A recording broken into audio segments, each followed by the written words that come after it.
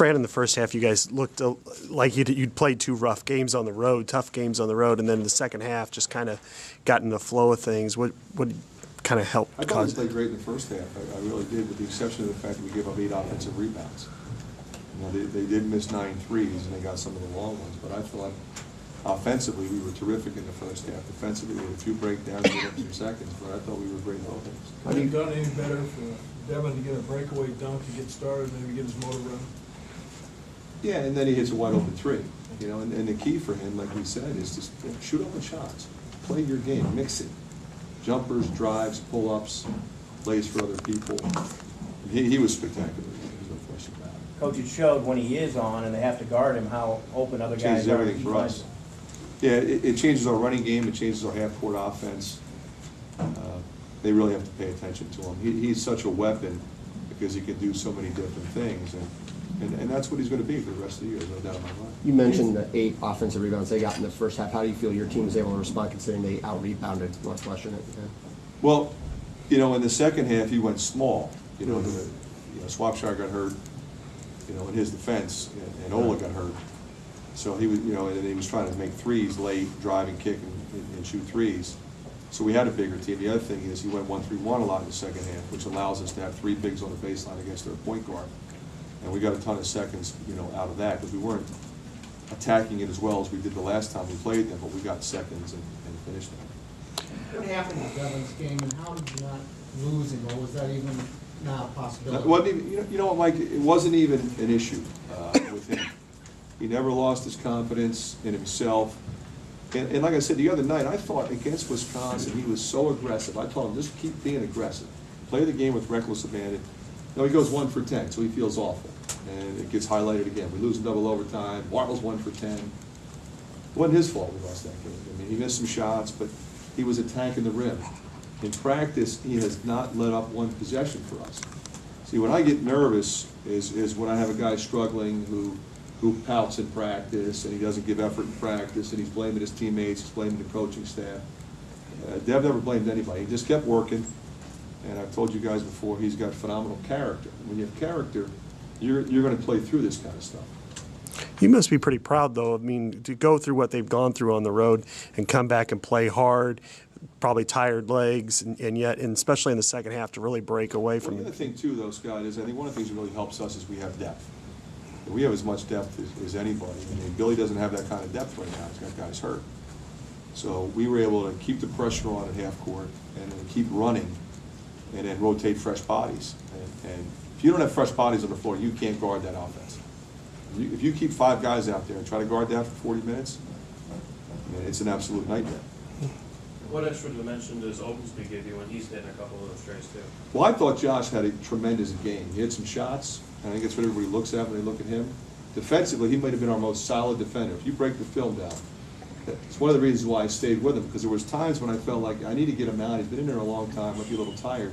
But defensively, he was spectacular. He also is a tremendous passer. I mean, he made a couple great feeds. He doesn't make mistakes. Makes his free throws. I mean, he was great today. Basabi came in. You guys were down 4. Came in, had a couple shots, had a jumper on the baseline, and then a dunk. Seemed to really. He was 4 for 4 tonight. He's really played with a great deal of energy recently. He felt terrible because he got beat on the one back cut. It was the only time really in the game. And but I mean, his buckets seemed to come in very timely situations, I thought. The trap out front seemed to give you some trouble there in the second half. What'd you guys We got a little tentative against it. We quick shot it a couple times. Got a couple deflections, but when it was all said and done, we attacked it pretty It's the good. 3rd or 4th game in a row where your leading scorer, who was there in this game for the season, has struggled, but yet you've either been right in it or won the game. Is that a tribute to your depth as much as anything? Yeah, I mean, I think it's been that way all year for us, like you said. You know, obviously, it would be nice if our 2 leading scorers, you know, were getting 15 or 20 every night, but we haven't had that kind of team this year. You know, and there's been different lineups on the floor. I mean, I thought Ola Shaney was terrific. Eric May was great when he was in there. Oglesby was terrific. Zabi, Woodbury. I mean, and every time I put somebody in, they were fresh legs. You know, fresh wind. Were you curious at all how your team would respond coming out the 2 losses you had, even though they were at home? I knew we'd play hard. I knew we'd play well. I mean, I wasn't worried about letdowns or that crap. I wasn't worried about that. This team hasn't really had a letdown at all this year, despite tough losses. I mean, it's Yeah, they rare. just keep coming. You know, I think, you know, if you look at the individual makeup of each player, you know, he's not wired that way. Marvel's not wired that way. Either's Clemens, you know, either's Woodbury. I mean, those guys, they just keep coming. Woodbury, I mean, Zach hits a huge 3 when we really needed a bucket. And I thought it was great. So, I mean, this is something I don't worry about with this group. You've had to play 4 games in 10 days. I mean, that's tough grind for somebody, especially because they just got back into school. Do you feel like now, even though you've got a few days off before your next game? You know, they got a day off tomorrow with no practice, nothing. I mean, I don't know that we've ever had a time when I felt like, boy, they really need a day off.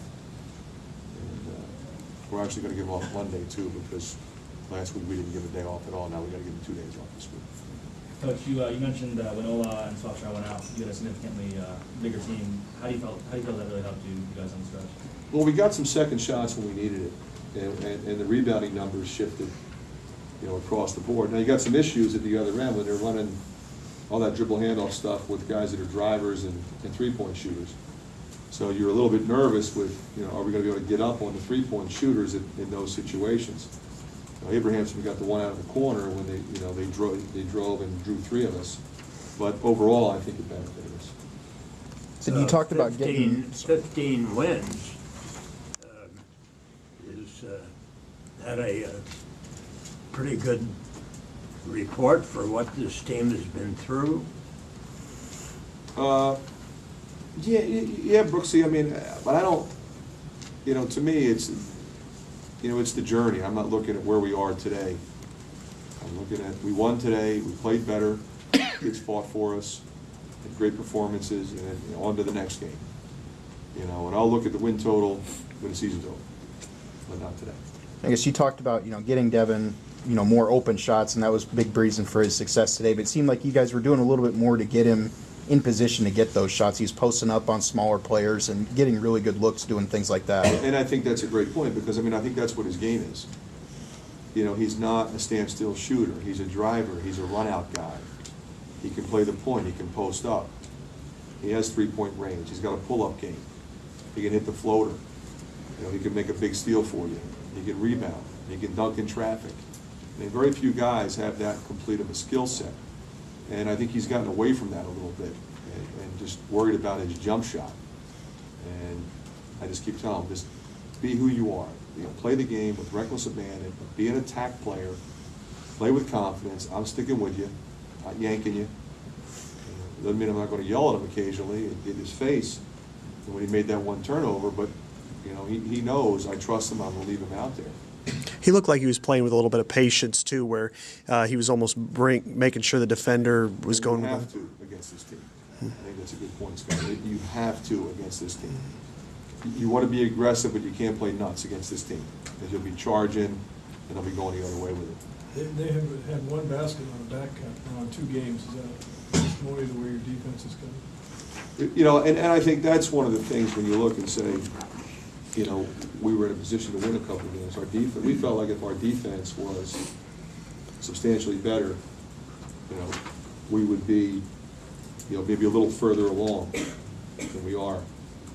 But that said, I think when you look at how our team has played, and you look at the quality of teams that we played and where we played them, and how many games, 4 and 7 or 5 and so whatever it was. I think it shows you how far we've come and the kind of team we have. That we're able to survive. If we had a terrible offensive shooting performance, which we've had a few, in years past we would have lost 25-30. And here we are in overtime and battling and making enough shots to be in a position to win. Miss a couple free throws, unfortunate. But our team has shown a tremendous amount of resiliency and a tremendous amount of maturity. One more question if you got it.